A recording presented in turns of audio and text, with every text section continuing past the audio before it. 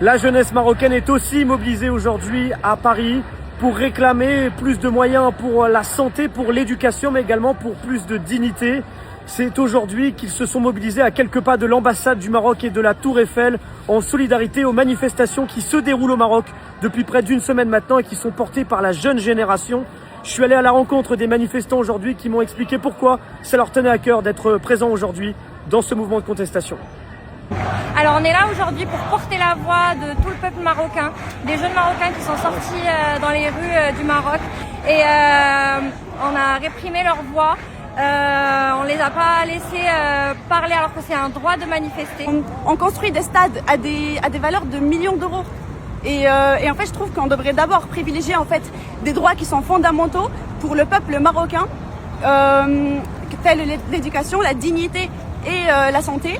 Et d'abord et après se concentrer en fait sur le tourisme ou la Coupe du Monde. Parce qu'en fait, ce qui se passe, c'est juste inadmissible.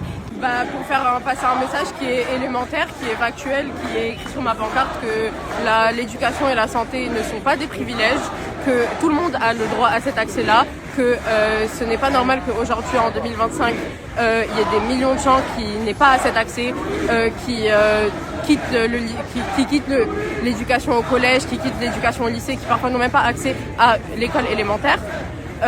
Donc moi, c'est ce message que je veux faire passer. Ils sont obligés de venir ici pour dénoncer ce qui se passe au Maroc malheureusement. Et cela c'est depuis très très longtemps et c'est maintenant que le peuple, on va dire ça comme ça, qui se réveille et que la génération Z a mis en main et on voit du coup le voix du peuple. Et du coup on est là pour dénoncer et pour demander tout simplement nos droits comme l'éducation et aussi la santé. Malheureusement récemment au Maroc il y a eu 8 décès de 8 femmes enceintes à l'hôpital de Hassan II à Agadir. Et du coup c'était parmi les éléments déclencheurs aussi.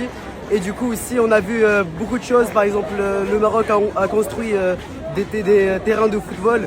Et malheureusement, alors que en même temps il y a des familles au niveau de Al-Haouz où il y a eu le séisme à Agadir qui sont encore du coup dans la misère malheureusement. Et ça c'est très très malheureux. Et du coup nous on est là pour dénoncer ça.